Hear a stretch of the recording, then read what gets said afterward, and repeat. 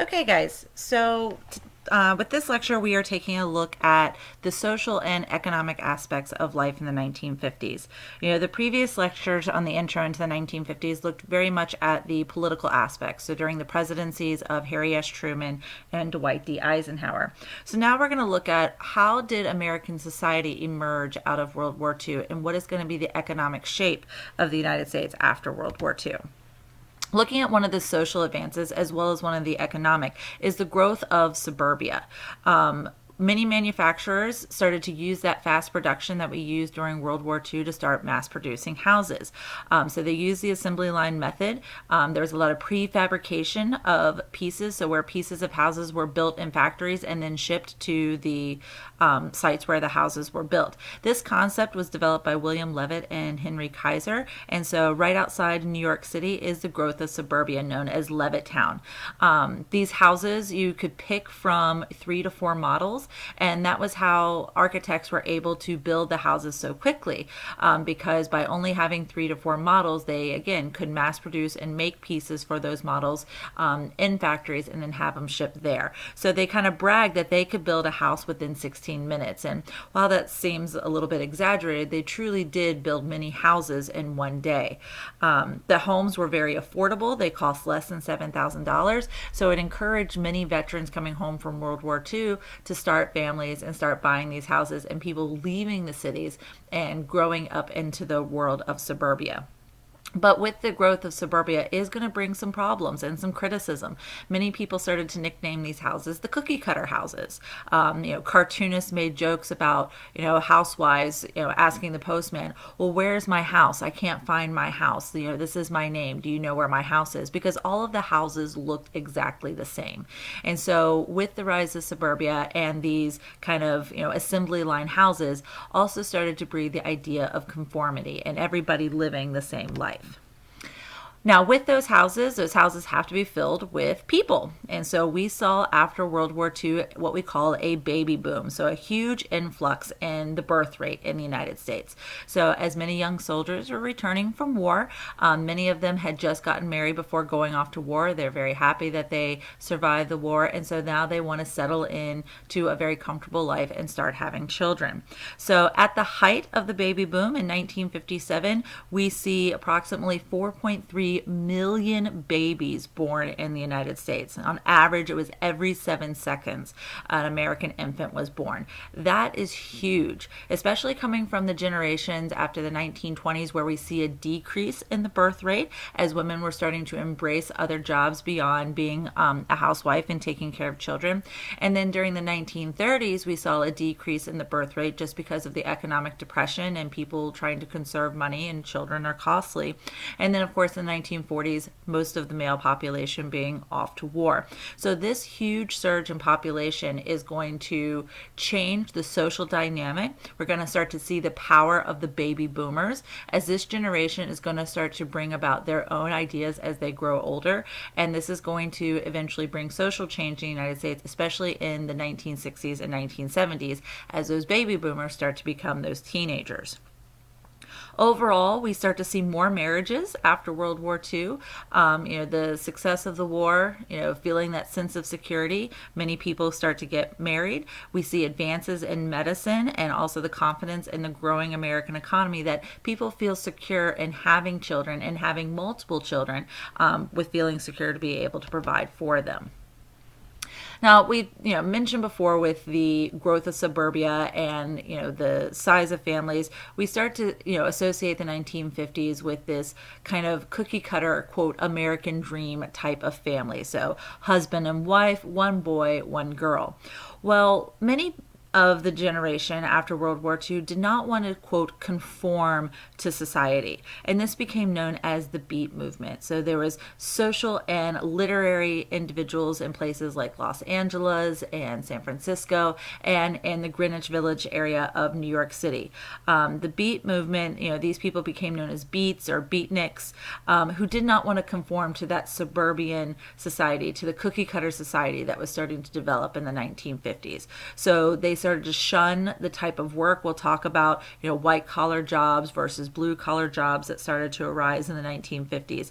They wanted, very little structure. They, kind of created their own music. It was a very creative element, kind of as their sense of rebellion against the social changes and rigidness that they're starting to see emerge with those social changes in life in the 1950s.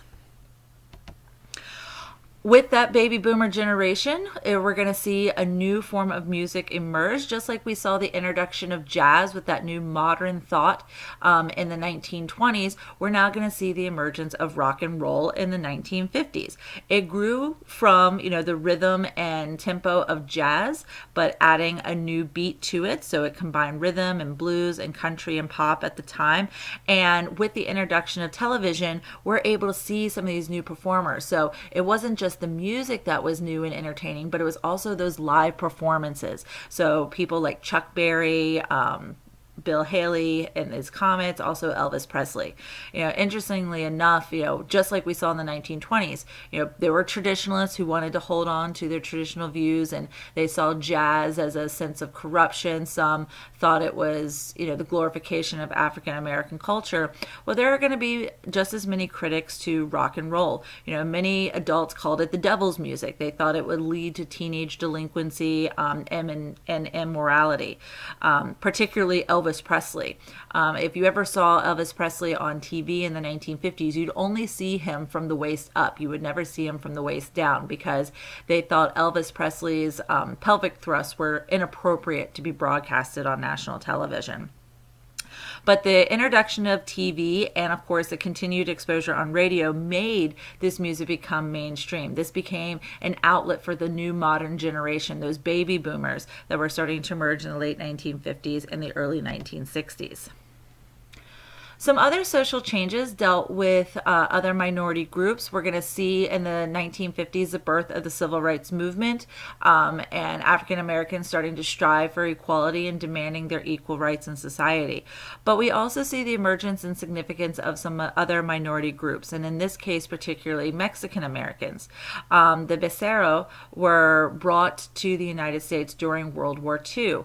As women were filling in the jobs of the men who had gone off to war in the factories, there was still demand for workers to help work in the agricultural industry to help harvest crops.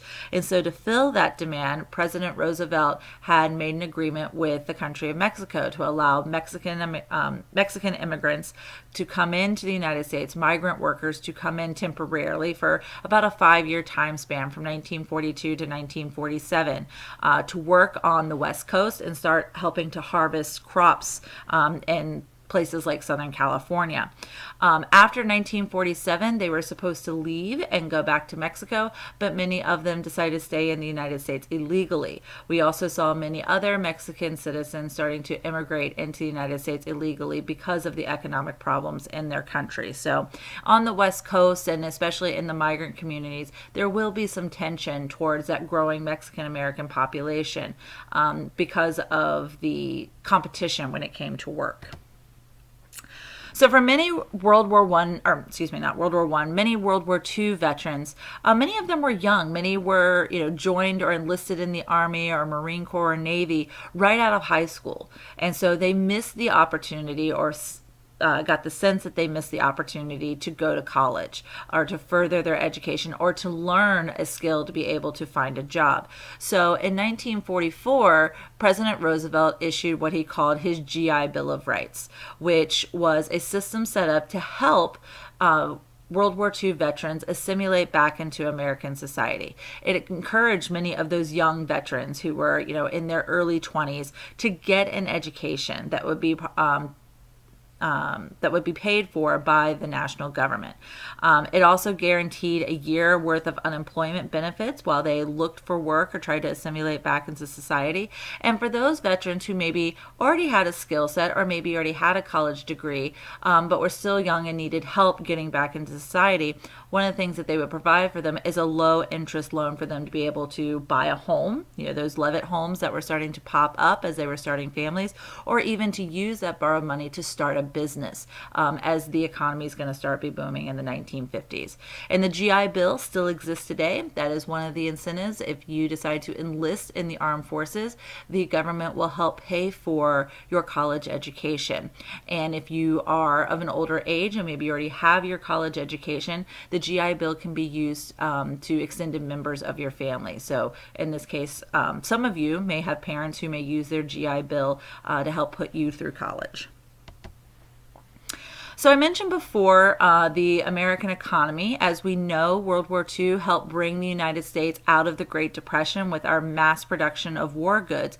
But when the war is over, we have to transition. We don't need to mass produce tanks. We don't need 4,500 tanks and 4,000 planes every month when the war is over. So we are going to see a bit of a drop in the economy when the war does come to an end, as we are trying to transition from war production back into consumer goods. But those post-war problems of unemployment is going to be relatively short, because especially in regards to defense spending, because as we will see, under the Truman and then the Eisenhower administration, that our defense spending is going to go up. And so instead of making tanks, we're going to start to make nuclear weapons.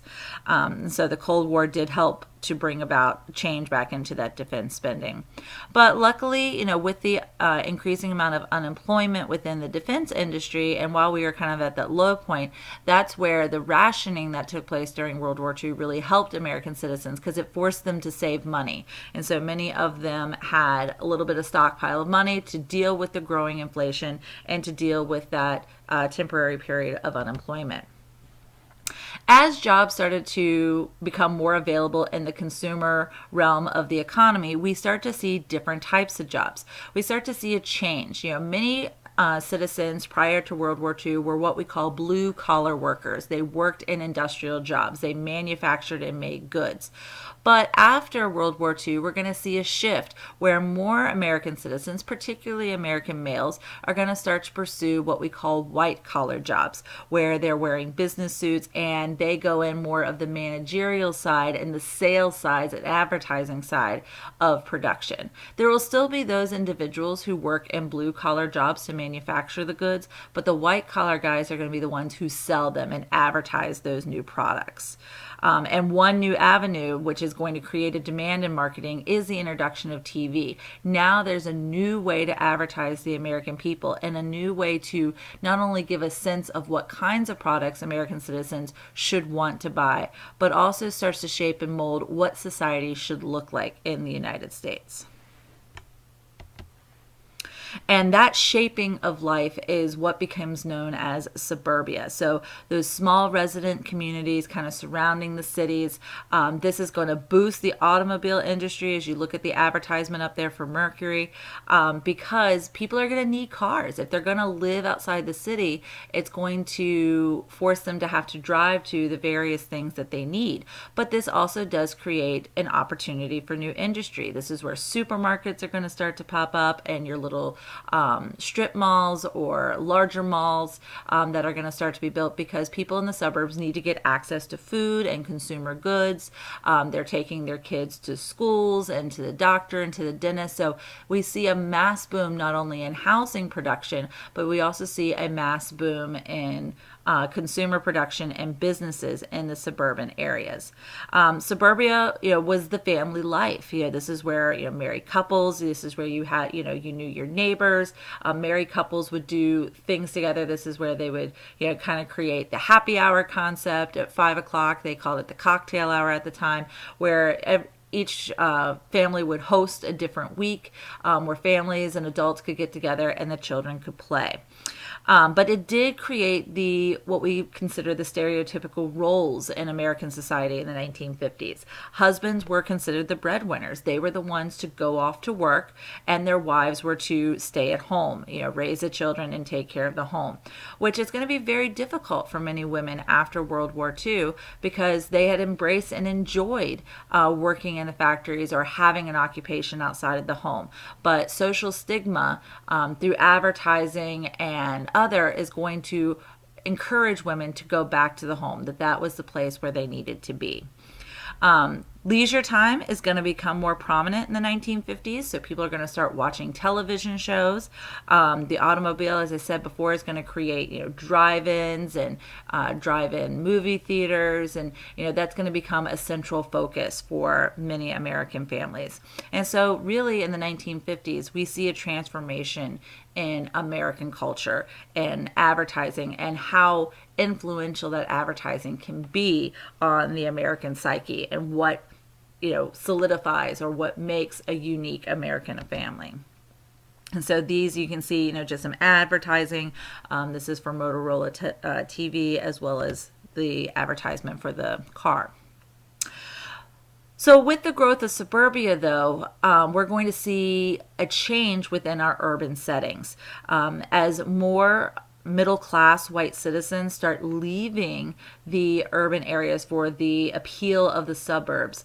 We're going to see those that are in poverty that are going to be stuck in the urban settings. Also, with not as many people necessarily living in those urban settings, a lot of the job opportunities are going to follow the masses who are going to the suburbs. So we're going to start to see cities really drop into an area of poverty. Every year the country determines what is the poverty line, what is the bare minimum a family would need to be able to survive.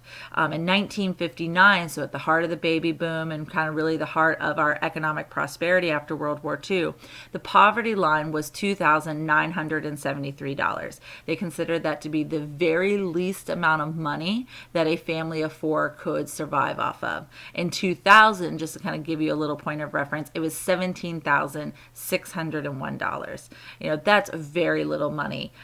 There's no way that many families in the Fairfax area, Fairfax County, would struggle to try to survive off of such a little amount.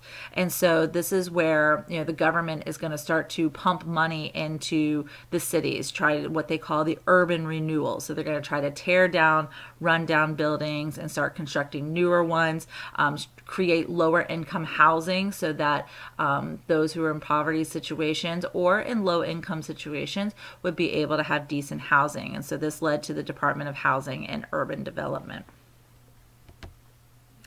So this brings an end to the lecture. This just again gives you a highlight of some of the social and economic changes in regards to life in the 1950s. So keep in mind, while we're looking at the growth of suburbia and we're talking about the role of the gain in the economy, keep in mind what's happening politically. With the role of the Cold War, the Red Scare, and fear of espionage, as well as under Eisenhower, the brinkmanship in the nuclear arms race and the duck and cover. So there's a lot that is changing in a positive way, but there's also a lot of dark clouds in the 1950s as well.